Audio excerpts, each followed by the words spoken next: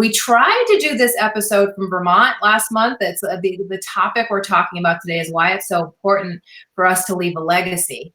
So Sharon and I are going to chat about that, and then we're hoping that Alisa can tune in at some point. So Sharon, holy crap, we have some stuff going on. Happy March, happy third Tuesday, March, huh? Yes, definitely. This is great. I mean, I think it's pretty flipping crazy what's happened in our world. I don't think we can avoid talking about coronavirus right now because we were just talking pre-interview about how all the restaurants in Arizona have said that they're shutting down, which made me laugh actually, because people used to always, I used to say to myself, God, I wish I had the burning desire to be a waitress. I'd always have a job. But right. Yeah. It's really disturbing that even the waitresses and the bartenders and the restaurants that are being affected financially right now. Right. And we were just talking, I mean, I don't think there's any person that's not being affected, not only in Arizona, but in the whole, like the world. So it's mind boggling. So I know everyone's facing the same thing, not only worrying about their family, but their businesses, their jobs. I mean, everyone is at risk, no matter whether or not they're sick or they know someone that's sick or just everyday life, so it's pretty crazy. And, you're in the job business. So, what are employers right now doing with, I don't know, if I were an employer right now, I'd be putting a freeze on hiring. Is that what's happening? I was just talking about this with someone earlier on LinkedIn. So obviously, I do recruiting. So we specialize in tech and HR. And I mean, a lot of our clients, we had a lot of orders that were coming in the HR space. They needed recruiters, they needed HR professionals. And so that's kind of the sector that we're seeing the most. Obviously, they're not doing any hiring or not as much right this second. So we definitely have seen that immediately slow down, because we usually see when the market starts to change and shift and go to a downturn or the upswing too. Right. We usually see that first. So obviously it's no surprise, people are not going to be hiring as much, or if they had searches that were going, they're halting them obviously to see what they need to do. The biggest thing that I've seen is just everyone's going remote. So a lot of our big companies that have hundreds of people, all of a sudden, all of those people that usually go to an office, they're all, working from home, which really raises a lot of different issues for logistics, for infrastructure, for, having meetings. Really everything is affected, or even, people that aren't used to working at home, or maybe they have kids at home because everyone's, off from school now until till the end of the year. So it's just a lot of different dynamics. But in the market, what we've been seeing, obviously there's a holding pattern. And in my business, usually it's kind of like real estate. It's either a client market or a candidate market. It's always been a candidate market the last several years, where there's been, jobs, but there's way more jobs than candidates. Really? Especially in the technical sector, yeah. So our candidates have always gotten multiple offers. They, kind of can say what they want as far as salary. So we've had to really overcome a lot of objections as recruiters on how to get the best talent and have them accept the job that we're helping our companies fill. But when things like this happen, and I've seen this, with 2 recessions since I've, started Tech Finders 22 years ago, I've seen different times and different recessions. And so this is, very similar, where all of a sudden we start to see that change. It's drastic. It's like overnight, where it becomes a client market again. So candidates, if anyone's out there and they feel as though they are going to either be laid off, or even, business owners or independent people that have been, doing something independently, a lot of times when things like this happen, they want to go get a position with a company, where there's a salary and there's benefits, there's security, or at least, it seems like there's security. Right. So it's a whole new dynamic. So as someone that might be looking, there's different things that that I'll be talking about to our candidates to try to help them, because unfortunately, there are going to be a lot of layoffs and a lot of change. So I think what I'm trying to do with my candidates is have them be prepared that the market's obviously drastically different. So you need to approach your job search now and the way that you present and market yourself in completely a different way than even 2 weeks ago. So lots of interesting that you say that, because I was in this position in 2009, right after the whole debacle happened. Yeah. I moved to Arizona with a master's degree in business. I should have been able to, and multiple years of experience in intrapreneur experience and extrapreneur experience. I should have been able to scoop up a director's position like that. Yeah. But I found myself in executive job search meetings with other smart people that were super educated, that had 10, 15 years of COO or CEO experience, and those folks were scooping up the director positions. Mm-hmm. I was forced into entrepreneurship because I wasn't able to find a job, because I was overqualified for the positions beneath that. The other positions weren't hiring, and the positions that were the right fit for me were being scooped up by overqualified people. Right. So do you see that type of a dynamic potentially happening again with this? As far as what, just people that are kind of overqualified, looking at jobs that are, a couple levels possibly. Yeah. Yeah. The challenge with that is a lot of times clients don't, they have some red flags, because they know that when the market does change, that those people are going to be qualified and also probably desire to get back to where they were. Right. Prior, like in 2009, when we would talk to candidates and try to present them to companies where they were making a lot more money, and they're totally open to taking a cut in pay because the market's so different, it was a challenge sometimes to talk to our client and convince them that this person is potentially the right candidate and that they will stay and not leave once the market changes. So honestly, like, working with a firm like yours is really smart in this type of a situation.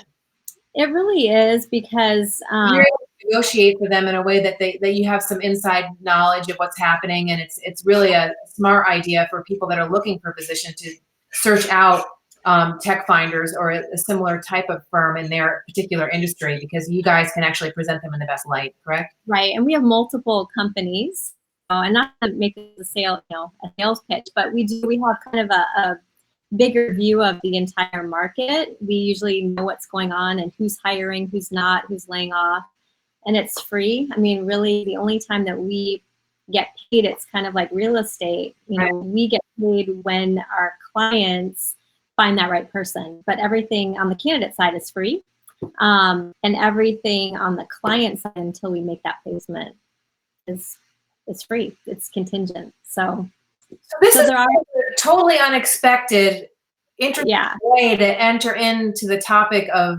legacy, because I ended up being an entrepreneur because I was literally forced to be one on several occasions in my life. When I came to a job search situation, there was no job available for me, so I had to create one for myself.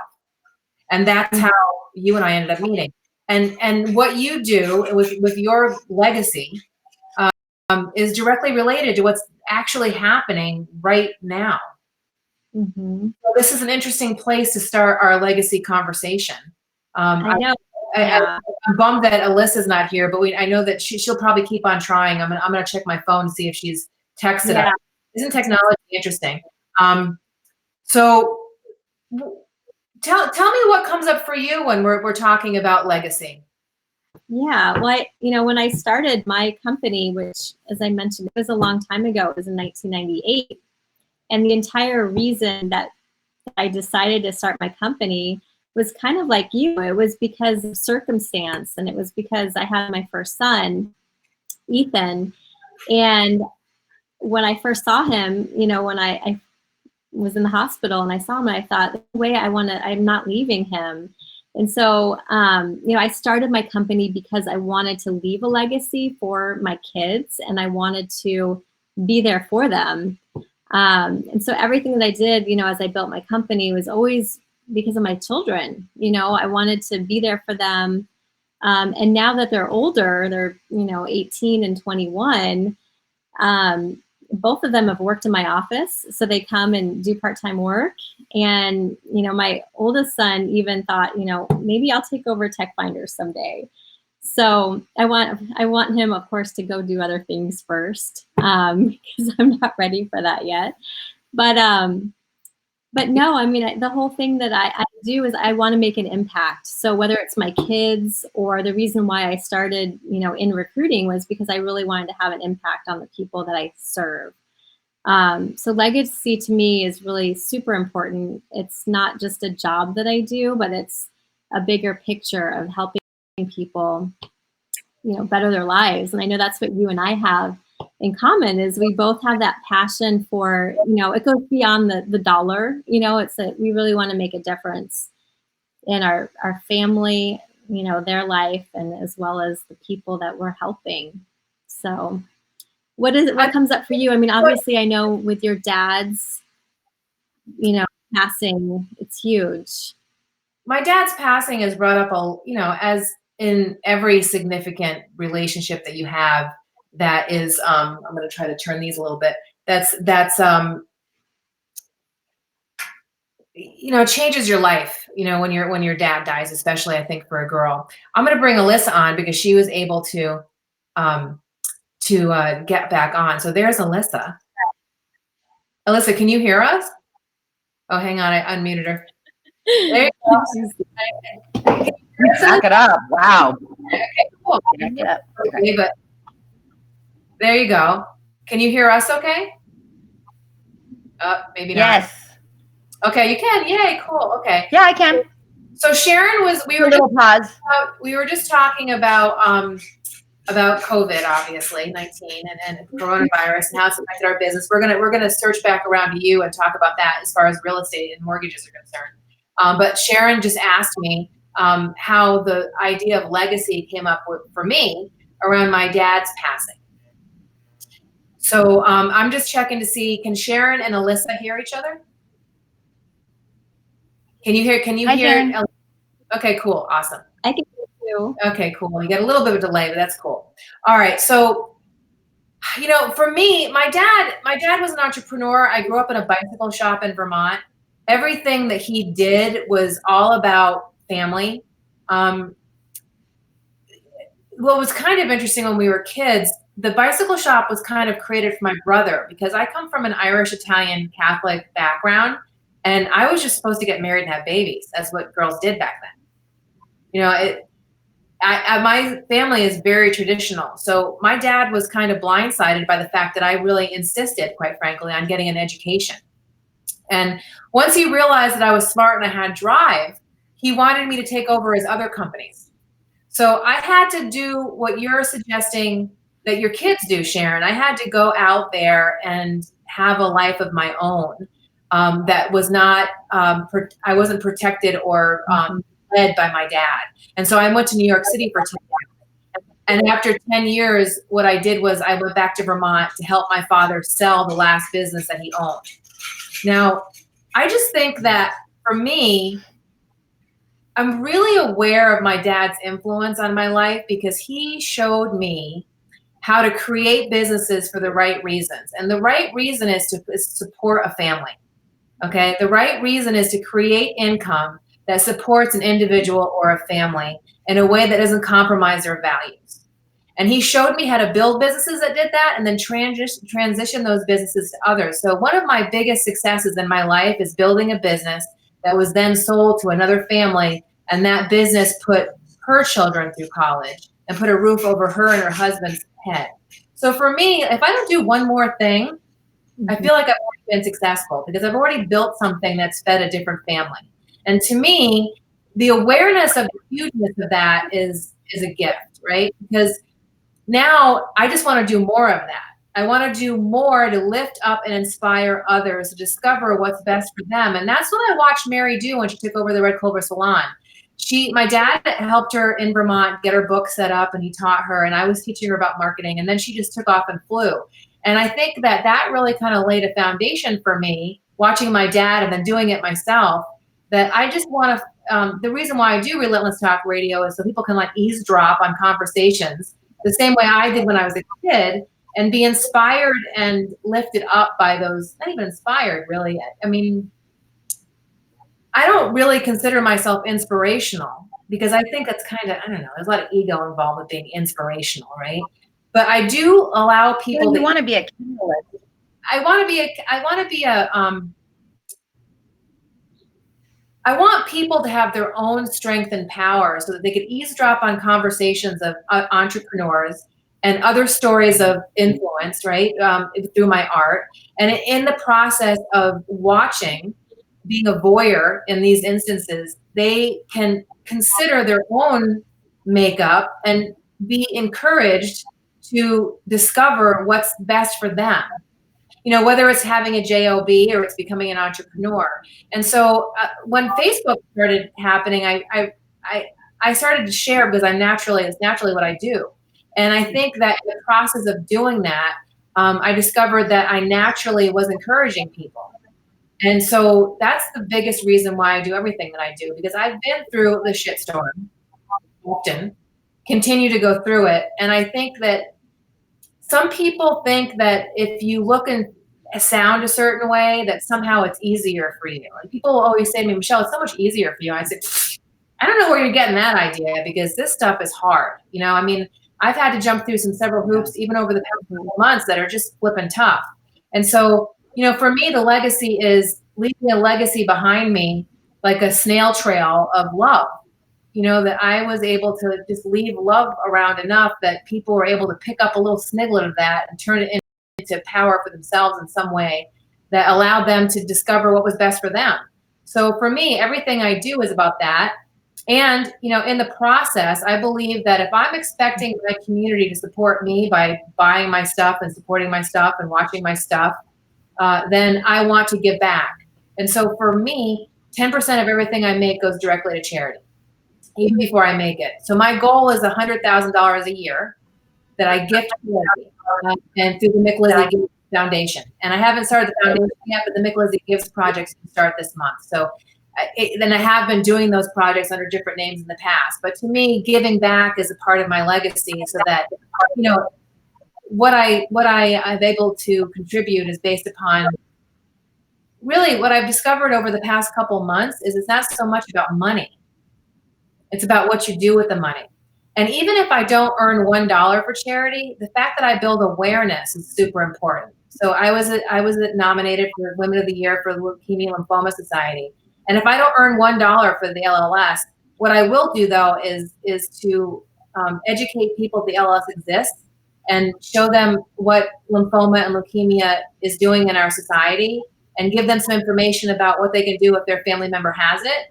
And then if I earn money on top of that, it's an extra bonus. You know what I mean? So it's more about being the example than it is about the dollars. Although, you know, I am ambitious and I'm not apologetic about that. And I have a lot of debauchery, shall we say, in my life to clean up from other people's bad decisions. And so I feel compelled to do that and to be an example of a woman of dignity and grace that wasn't broken by circumstance, right? So that's part of my legacy too, is to show that you can have the worst crap happen and you can still come out choosing to be joyful. So that's my story. Absolutely. That resonates with me. Yeah, it's not really about what happens to us, it's how we react and how we get over it, really. Because I mean, like this current situation with the virus, it's like you could look at it as the glass is half empty or the glass is half full. So it's really important, and I've always believed that it's not, you know, what's happening, it's how we are going to come out of it and how we're going to react and what we're going to do with that situation. You know, we're always at choice, right? Don't you agree, Sharon and Alisa, that we're always at choice? Like I choose every day that regardless of how many dollars are in my bank account or not my bank account, regardless of how successful I am on paper or not, right? That I'm going to choose to be joyful no matter what. No matter if I'm stuck in my house, you know, with no toilet paper or not, right? I'm gonna just, you know, choose to find comedy in that somehow and move through it, because I forget his name, but he was in Auschwitz, and he basically demonstrated that people can hurt you in every way. You can be in jail. They can take everything but your spirit. And I absolutely, my spirit and my soul Victor is not. Frankl. And I absolutely will not allow the people in my past and the circumstances in my past to steal my joy. The best revenge is being happy. You cannot unhappy me. You can knock me on your ass as much as you want, and I refuse to be unhappy, because then you've won twice, right? So for me, it's not over till I win. And the winning part is the happiness and joy and sharing that with people. So, hey, Alyssa, how about you? Michelle, Viktor Frankl's book. Yes. Yes. I was going to mention Viktor Frankl is who you were talking about. The book is called Man's Search for Meaning. Such a good reminder, such a good book to bring back out during this pause. Remember what life is about. His idea, logotherapy, Viktor Frankl talked a lot about logotherapy, about, when man finds purpose, he can really, when he understands the why, the how, there's no sweat. You got to know your why, then the how we will get there. And it's funny because it really plays all into the major word I've been thinking of this week, getting into legacy, but capacity, just capacity from every level. Capacity at the bank's level for me to be able to do mortgage loans. Capacity at my own personal level of what I can handle and what I can't. And our belief system on what we're capable of. We get these truths in our head about our capabilities, the world's capabilities. I mean, some guy one time thought that the world was flat. Another guy, didn't think that a mile could be run in less than 28 hours. I can't even. No, I think it was 3 hours or 4 hours. But the point is like, there's always been somebody who said, nope, impossible. But the belief system of understanding, do you believe you have capacity for more in every area of your life, right? And the capacity part of it, there's different things that can stretch your capacity. Compassion will stretch your capacity because you will be willing to listen a little longer to somebody who's been through something that you've been through, because you understand, and you go, God, I've been there. I know, and I'm just thinking that, how do we expand our capacity?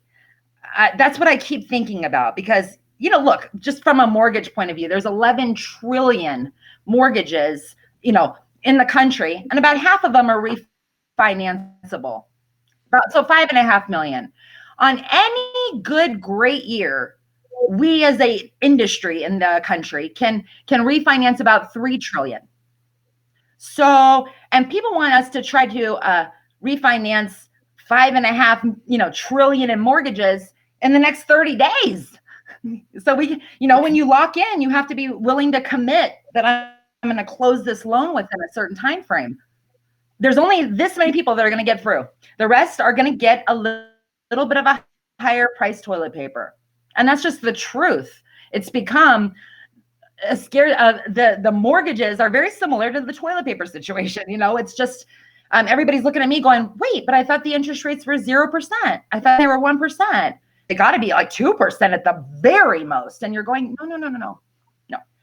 That rate, they're lowering the interest rate of what they charge each other, but once it comes down to the consumer, they have the gold and you want the gold. Right. So you got to play by their rules. If they don't have the ability to guarantee that money, then we're going into legacy. But just even in thinking about legacy, I've thought about, what's my capacity? Could I stay up till 2 a.m. every night doing TikToks? Do I have the capacity for that? Is that really play into my main purpose? Does that really play into my legacy and all of that? So anyways, been thinking a lot.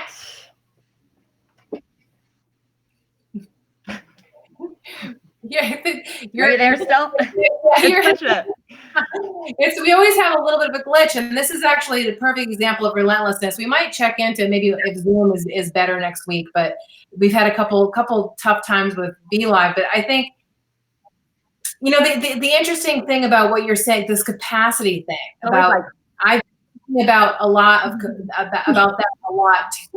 I've been thinking about that a lot too, Alisa, because the one of the things that my father's death, as I'm sitting beside my father in his last breaths, okay?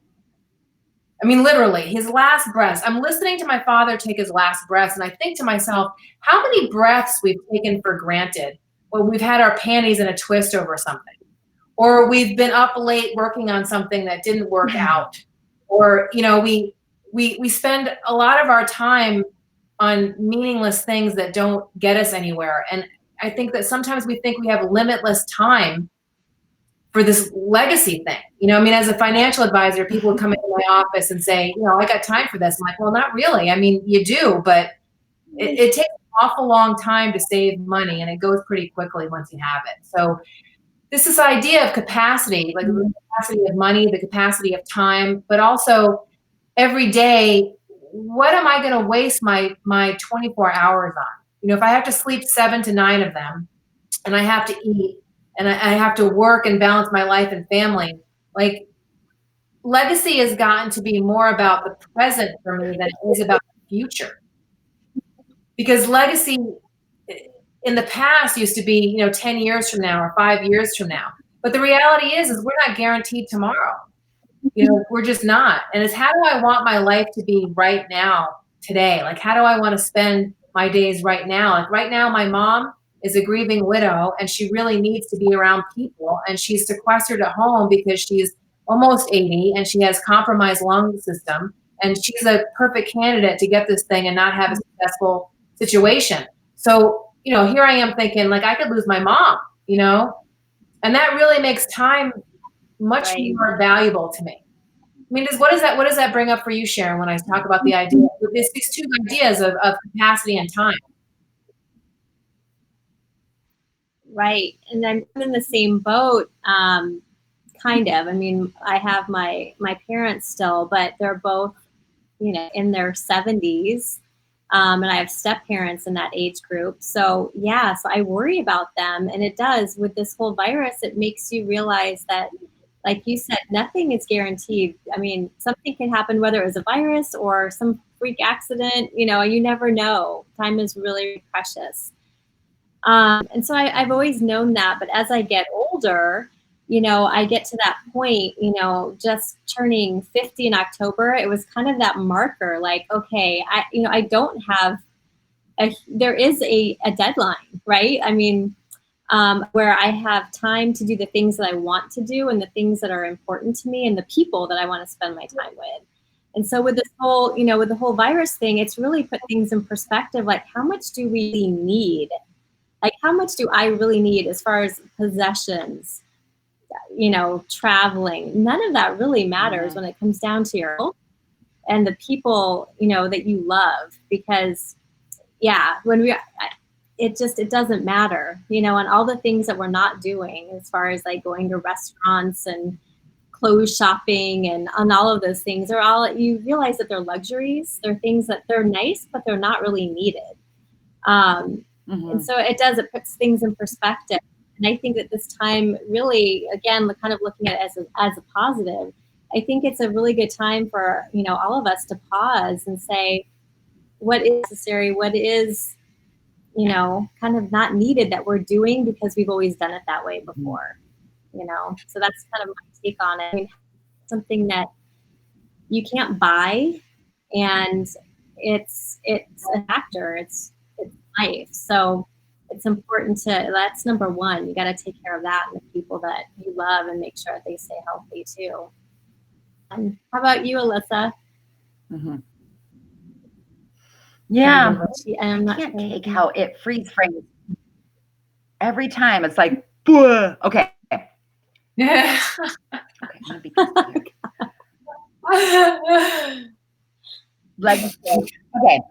Yeah, I agree with Sharon. I mean, it just changes your perspective. I think it's going to be a very, very interesting social experiment, just in general. I mean, beyond just over the next few weeks too. It's just nothing changes if nothing changes. And sometimes it's like if you want, and here's another good one. If you want to move, then go. You're not a tree, whatever the quote is. But the thing is that when I see somebody or when I meet somebody and they're going through a lot of changes in their life, good or bad, even if it's really rough, like different hard changes, it seems to me that I also know, like, they're getting ready to have a revelation. Okay, they're getting ready to have some sort of epiphany, or something's going to happen that's going to bring their life to be richer, or they're going to do whatever they can to try to find an outlet to deny it and ignore it, or whatever the case, and go down that road. But it's interesting what happens when you have the mindset of bloom where you're planted, that you kind of go into this going, okay, so what are we going to do here? And I'm just so curious to see how the perspective over the next few weeks changes. If people take this pause and really slow down and start appreciating their kids and just start spending more quality time together, even without vacations. And like exactly what she said, I just made a TikTok this morning saying, about, do you have the capacity for more? And really just about prioritizing the important things in your life that really make your life rich. I'm sorry, I got lost because I was going to say something and I lost my train of thought. But the main thing I wanted to say though was, I just think it's going to be interesting to see how everybody handles this change. Whether there's companies that have been contemplating, moving all their staff home and what that would look like.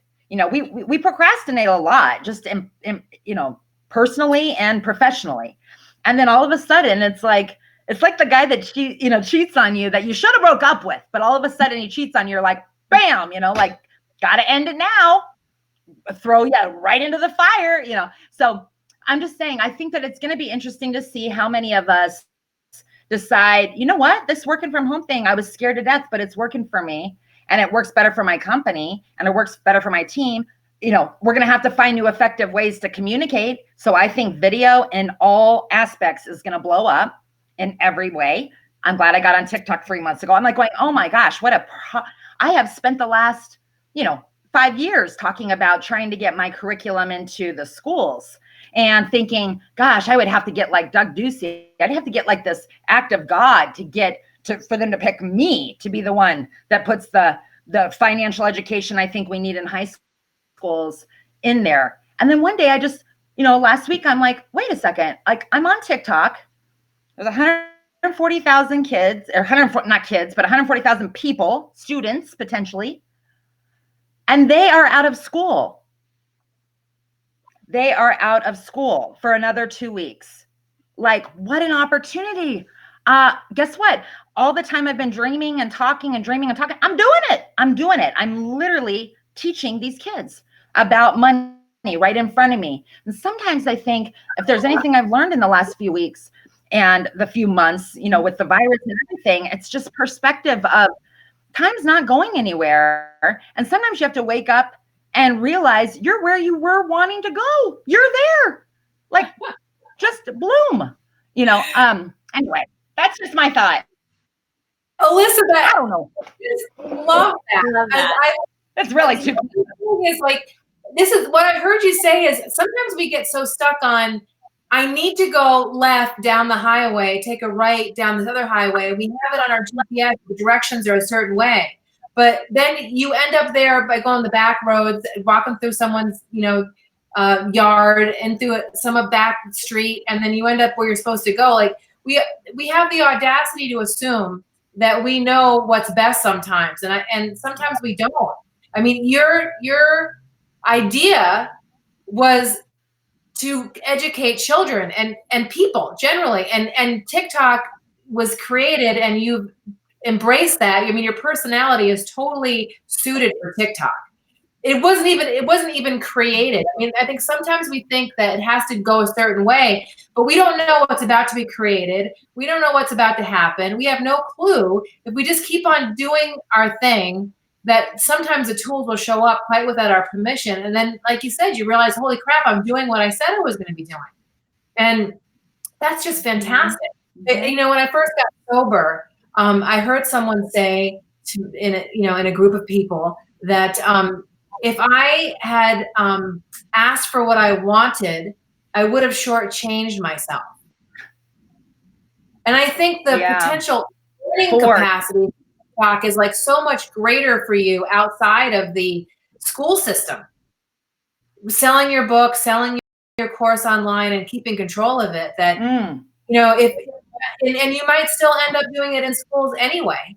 But you know, the potential how you're doing it is so much greater than if you were stuck inside a curriculum in which you had to be restrained by certain rules and characteristics that you may or may not agree with. So I think that's pretty cool. And it's 1 minute at a time, and it's one button. You have to go back and listen to it again 100 times to get it. You don't have to look at the kid next to you in school and say, can you, and feel like a dummy because you didn't understand it. You just watch it again. Beautiful. Autonomy. Autonomy is a beautiful thing.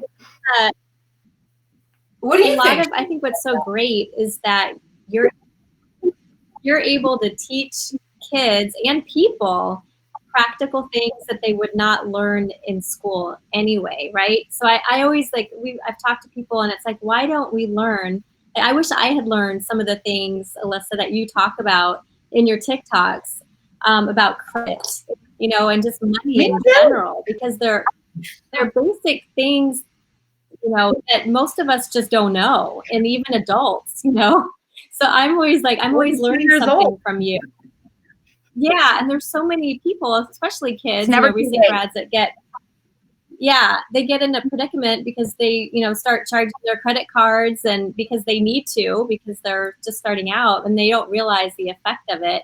And yet that's not taught in schools, that it's going to really be something that they're going to have a hard time getting out of later. So yeah, what you're doing is amazing. Honestly, think about the self-confidence that we feel.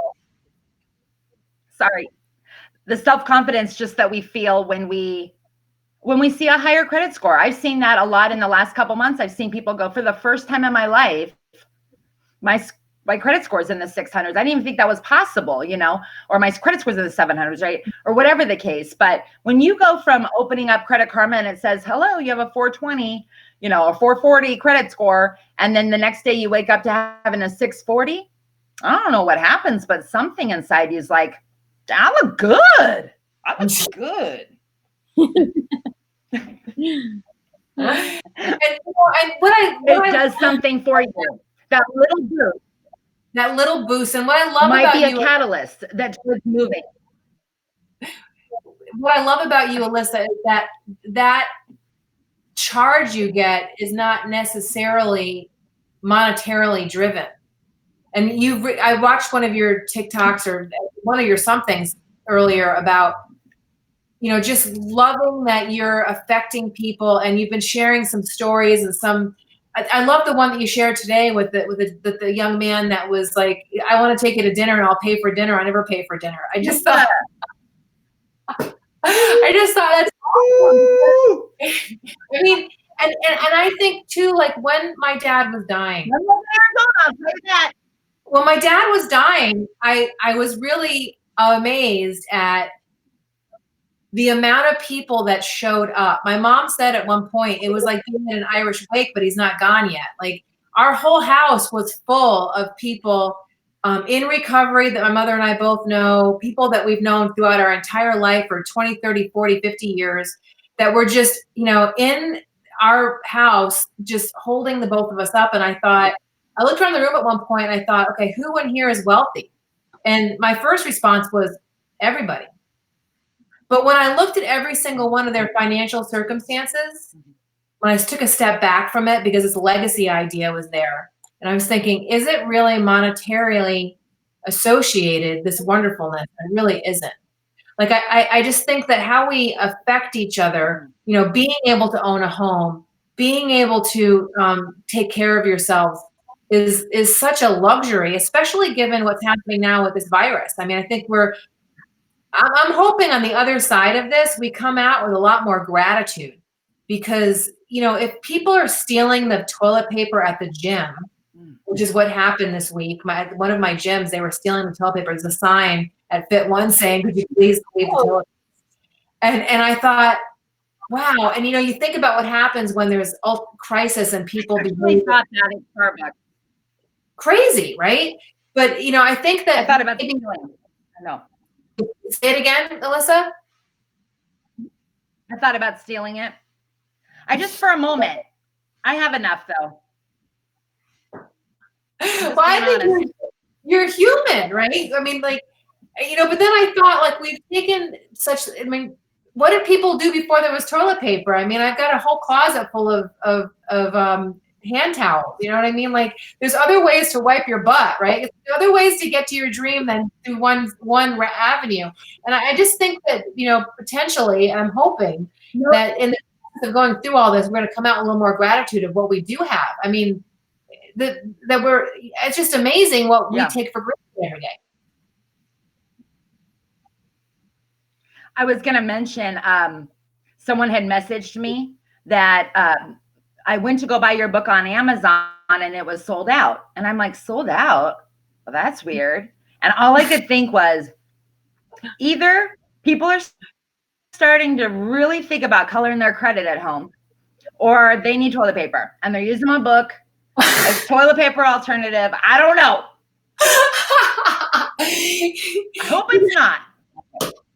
Well, that way though. If you hate the book, don't write about it.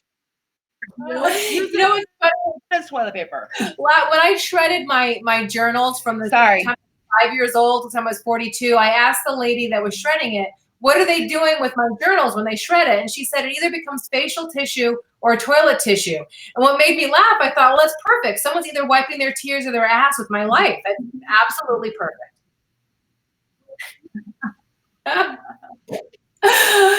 Humor is use the credit report as toilet paper when we're all done coloring it.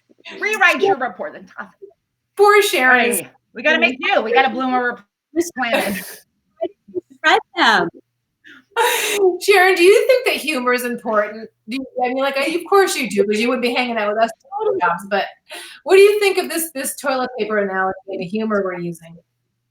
Well, I was wondering, why did you shred your journals after all that time? What made you do that? Why didn't you keep them? So several years ago, my dad was in that phase where he realized, he was given 5 to 7 years to live, and he had 10 at that point. Okay. And he thought, well, I want to make sure that the basement's cleaned up, so it's less for you and your mother to do. And I hadn't taken my journals from Vermont to Arizona, because when I got here, I wasn't sure what was going to happen with my life. So I left them in my parents' basement. So I went home one year, and my husband at the time went to Maine with his kids at the time.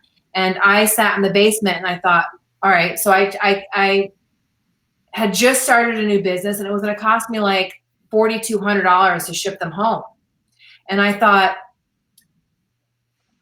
is that really where I want to spend $4,200? And so I thought I would go through and pull out the good journals. I've always been a visual journalist. I've always told stories and made pictures and wrote poems. And so I had about 3,600 drawings and about, I would say, 1,300 poems. And Alyssa, she's so funny. And so I decided that it wasn't where I wanted to spend my money. So what I did was I shredded them. And, the shredding of the journals, and then I burnt 7 years of journals when I got here to Arizona, is what released me to start making the paintings you see behind me. Because I realized that what I'd been doing was I was journaling and I was writing stories, and I was there she goes. I was writing stories and I was telling, but it was getting stuck in my journal and I wasn't sharing it with anybody. So what happened was, because I shredded them, I started actually sharing them publicly. So had I not shredded them, I would never be making art. And, over this year, I've made several paintings this year, but not a lot. This year, I'm kicking off my Micalizzi Gives and my Art of Fearlessly Doing Business series again this year, now that I'm settled in my new home. And had I not shredded those journals, I would never start making art. I would never have sold a painting. People would not know I was an artist had I not done that. So, and I just thought it was very interesting that the ones that were shredded became toilet tissue. So Yeah. in fact, there's probably several people right now wiping their butt with my. You kind of need that, Michelle. Like, I wish you could have brought them over. And I'm laughing because I put my shirt on before this episode, and I just realized I put it on inside out. I just thought I'd share that with people. You did your shirt? My shirt's inside out. I saw you put your shirt on too. So, this is an example of relentlessness. I think that probably what's happening for Alisa today is that she's on an older computer. Because she had to move her office home from her job office, and so she's dealing with the effects of the coronavirus. So, this is what happens when we're entrepreneurial. We have to just shift and adjust. And there she's trying again. So how about you and your relationship to the grocery store? Have you been to the grocery store lately? Yeah, we went out this weekend. We found a freezer on Craigslist, and we went. I shouldn't be telling everyone because then they're gonna know where their sex are. No, but we bought a freezer on Craigslist, and I've been going times because you don't know if it's gonna be something where obviously we need basic food. So I've been to the store several times, and Cave Creek, it's very I got the Walmart up there.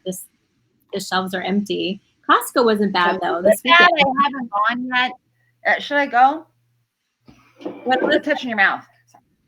Wait, say it again, Alisa. How much food should I get? Yeah. 2 weeks. I would say for enough for like 2 to 4 weeks. Yeah. Have you gone to the grocery store yet, Alisa? You've been so busy with helping people refinance their homes that you haven't gone to the grocery yet, right? Yeah, we're working on it. What are we going to get? I mean, what are we going to get? Well, there's not a lot left to get, so you better go. I'm all in. So I think that we're coming to the end. We have about 10 more minutes, and I think that I have toilet paper. You have toilet paper. That's good. So we should definitely talk about what we think the bottom line is for our own personal legacies. Like, is it like, what's the bottom line? Like, what's the reason even to have one? I mean, some people are like, what are you even talking about legacy for? Why do we even care? Alisa, we'll let you go first because you have the lag. Why do we even care about legacy? Well, we're dust in the wind, baby.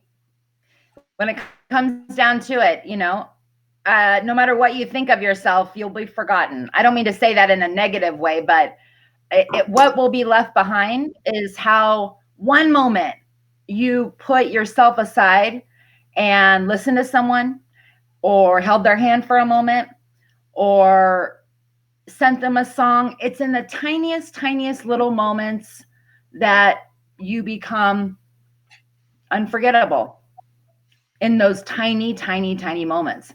And so at that point, I feel like legacy right now is about really being clear on what we're leaving behind. There was an old movie back in the day with Michael Keaton. This was before video and everything. And I think it was just called My Life. And wasn't it him? Yeah, he was going through cancer. And so he started making videos about everything, like kind of how to adult. It's funny because it's just the way it is now. But he was trying to make these videos so that his kids could clearly know everything that he would have taught them over their lifetime, down to, how do you ask a girl out? How do you kiss a girl? You know what I mean? I mean, just everything he could. And that movie always touched my heart. And I always used to think, I want to do that one day when I have kids, And it's just neat because again, I go back to TikTok, but even on TikTok, I look at some of those videos and I think I could be gone tomorrow. They have 1,000 videos of me going, renegade, but still, every moment, I think that if our legacy is nothing more than taking each moment and being fully present with people and doing just a little bit out of the ordinary to have an impact on someone, then it's like you won't go wrong. My life could end tomorrow. I mean this sincerely. And to this point, I feel like where I've gone and who I've been with, my main goal has been to walk away and feel that I left it a little better than what it looked like when I got there. It could just be fixing someone's hair. I don't know what, but the point is, if you mentally are going into everything going, what could I do to just walk away where it's a little shinier than when I got there, then that's kind of where I'm at. That's where my focus is right now. How about you, Sharon? Yeah, I love it. I think for me, when I think about legacy, I think about leading by example, doing what I say I'm going to do, and not just talking about it. Because a lot of times, for example, my kids, a lot of times they don't want to listen to me. I'll tell them, "Hey, honey, you need to wear your sunscreen," right? Like that's the biggest joke in our family. Every time they go, what? The song "Sunscreen." Have you ever heard it? No. Oh Always wear sunscreen is my favorite. Oh my God! Google "sunscreen" song when you get done. What's the name of that song again, Alisa? Always wear sunscreen. Always wear sunscreen. When we're done with this episode, I'm gonna put the link to "Always Wear Sunscreen" in the comments below. But keep going, because there's a whole song about this very thing. So go keep going. Okay, I'm gonna get that because anyway, yeah. So that's one of the things. Wherever my kids were little, I would say, don't forget the sunscreen, right? Like every time they traveled with their dad, and they would come back, and of course they would roll their eyes and they would never put sunscreen on. They'd come back all burned. They'd call me day one and be like, "Mom, I got burns." And I'm like, so even now that they're 22, it's always, they just, to Rocky Point, I'm like, don't forget the sunscreen. But anyway, the point is, you can say all this stuff and really they don't listen to it. They still don't wear their sunscreen, but they're watching. They're watching how I react to things, what I do when things get tough, right? Because there's always something that's tough.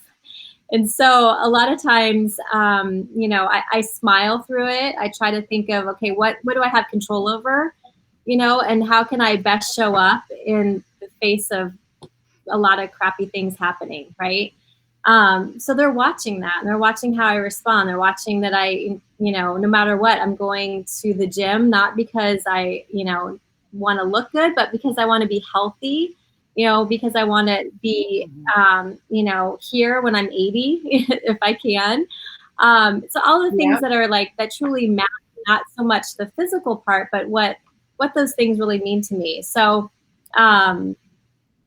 just to wrap it up, it's like my kids are watching and my staff is watching during this, adversity with the virus. It's like, how are we showing up to work? What are we doing? Right. And that's kind of the legacy that I want to leave behind, so that when I'm not here anymore and my kids, grandkids are, thinking about a thing, that they might go, okay, well, what would my mom do? And that, to me, if I can shed some of that onto them, then I feel like, I've made an impact, and hopefully to other people too, that I've, that my friends, my family, people that I've helped at work. That to me is everything. What about you, 100%. Michelle? You know what? I'm gonna actually, at the end of this video, when I said goodbye, I'm actually gonna play the song "Always Wear Sunscreen." Okay, and people can listen to it afterwards. But it's pretty cool. I think that I think when I got sober, I initially thought, I'm not gonna be mediocre, right? And so I have some big goals, and I'm not gonna stop having big goals. Because I think working towards a big goal and being the example of someone that's working towards a big goal is important. And leaving a big legacy behind me where, like, for example, with the LLS that I'm helping to curb blood cancer, that's a really big goal, right? So I don't want to stop working towards the bigs. I want to be an example of somebody that works towards the bigs. But I also think that my dad's death combined with the settling of his estate and caring for my mother, and then this, the coronavirus, and also the quiet moments where I was giving my father morphine to keep him comfortable, and I was looking into my father's eyes, realizing that kindness and love is really all there is. Mm-hmm. And the most important thing that you can do for someone is to be their witness, and to honor that. So being the example of what that looks like to people, when somebody dies, in the movies, it's just like someone falls asleep and that's it. But that's not really how it goes. I mean, they don't tell you about the hallucinating. They don't tell you about the pain. And for some people, and thankfully my father didn't have this experience, but I do know some people who did, your body will release all your body fluids at the end. And so the person's gone and then there's a mess, right? And it just, having the ability to show up in that way for my father has changed me in ways that I don't even know yet. Mm-hmm. And I'm very interested in finding out how I will process this information that I'm collecting in this period of time in my life, and the person that I will be on the other side of it. I will be sharing that process, because I think that a lot of people in our age group are going through burying parents and launching children. I didn't have the luxury of launching children, but I wish I did. I just think that the word legacy has a very different connotation to me than it did 2 months ago when we thought this topic up. Gosh, yeah. It's, and I think that each one of us are leaving a legacy by even talking about this stuff on live video, because somebody either is watching live or will watch later, or months or years down the road will watch this video and will get something out of it that maybe helps them get through the day. We're so fragile, and we're also so incredibly strong. I mean, the potential that we have is off the charts. But I also think when it drills right down to it, as I was sitting beside my dad, holding his hand and being his witness as he was leaving the earth, that legacy is a lot more simple than we even let on. Mm-hmm. If that's the only thing I do of value in my life, then I will have arrived, quite frankly. It was an honor to be there for my father, and to be sober through it, and to be here for my mother, So it was a humbling experience, and it is going to make me relook at everything I do, including not wasting one flippin' second that I'm conscious of wasting. There's a couple people in my mom and I's life that are not doing the right thing right now, and I have to make a decision to take the appropriate action and not let it suck my life away, because you can spend a lot of time fighting the windmills in life and lose your life that way too. So it's a balancing act between, being there and being a active participant in your life and not being a doormat and all that stuff, and balancing out how you're going to prepare for the future and be realistic about that and responsible in the adulting thing, and then being present for the moment and the kisses and the wishes and the love in the moment. So for me, I think we should redo this legacy thing at the end of our year and see what happens with our conception of legacy at the end in December. Who knew what we would be discussing so far this year? Right. I mean, who really? knew? Yeah. So girls, I want to tell you, thank you for your time. It's 3:32, so we're a little over. I'm going to say goodbye to you guys, and then I'm going to play this silly wear a sunscreen song so people can hear it. Don't forget wear sanitizer. Everybody stay safe and well, and thank you for being part of episode 64, the Woman episode. Thanks a lot. You.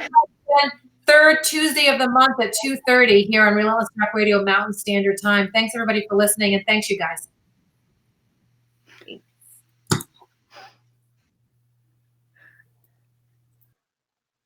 All right, so I'm going to go ahead and play this song, and I'm going to leave you guys staring at my paintings here for a while I'm doing it. All right, so I have, let's see. Ladies and gentlemen of the class of 97, wear sunscreen. I'm hoping you can hear it. If I could offer you only one tip for the future, sunscreen would be it. The long-term benefits of sunscreen have been proved by scientists, whereas the rest of my advice has no basis more reliable than my own meandering experience. I will dispense this advice now. Enjoy the power and beauty of your youth. Or never mind. You will not understand the power and beauty of your youth until they fade. But trust me, in 20 years, you'll look back at photos of yourself and recall in a way you can't grasp now how much possibility lay before you and how fabulous you really look. You are not as fat as you imagine. Don't worry about the future, or worry, but know that worrying is as effective as trying to solve an algebra equation by chewing bubblegum. The real troubles in your life are apt to be things that never crossed your worried mind, the kind that blindside you at 4 p.m. on some idle Tuesday. Do one thing every day that scares you. Sing. Don't be reckless with other people's hearts. Don't put up with people who are reckless with yours. Floss. Don't waste your time on jealousy. Sometimes you're ahead, sometimes you're behind. The race is long, and in the end, it's only with yourself. Remember compliments you receive. Forget the insults. If you succeed in doing this, tell me how. Keep your old love letters. Throw away your old bank statements. Stretch.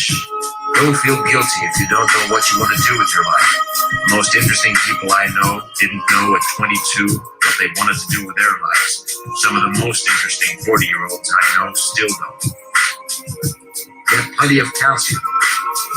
Be kind to the needs. You'll miss them when they're gone. Maybe you'll marry, maybe you won't. Maybe you'll have children, maybe you won't. Maybe you'll divorce at 40. Maybe you'll dance the funky chicken on your 75th wedding anniversary. Whatever you do, don't congratulate yourself too much, or berate yourself either. Your choices are half chance. So are everybody else's. Enjoy your body. Use it every way you can. Don't be afraid of it or what other people think of it. It's the greatest instrument you'll ever own. Dance. Even if you have nowhere to do it but in your own living. Read the directions, even if you don't follow them. Do not read beauty magazines. They will only make you feel ugly. Brother and sister, together we'll make it through. Someday a spirit will take you and guide you there. I know you've been hurting, but I've been waiting to be there for you. And I'll be there just helping you out whenever I can.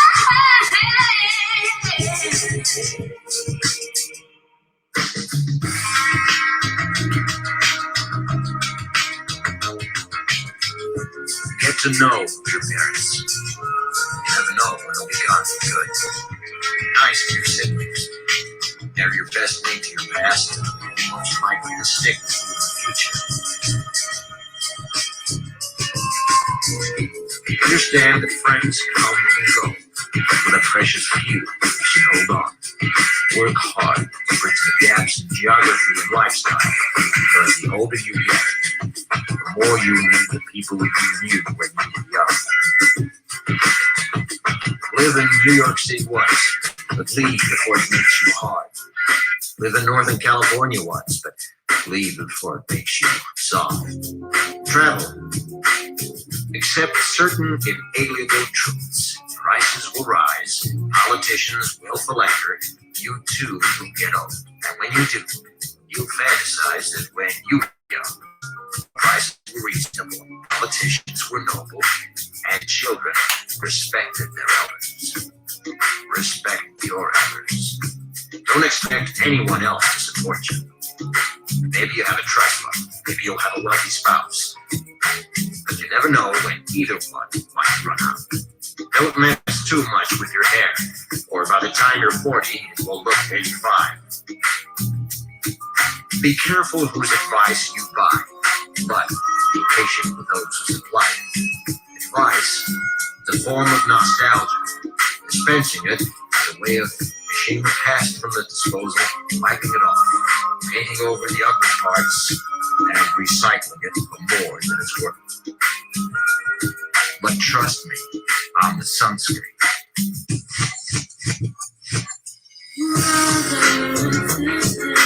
Together we'll make it.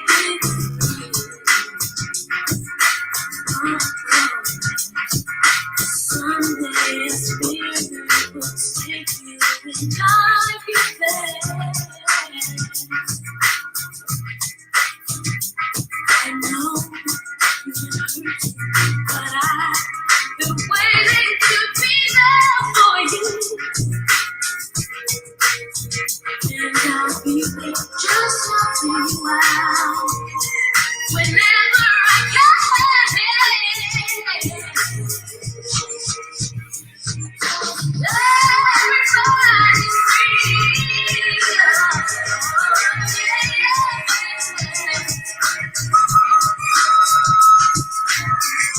Everybody's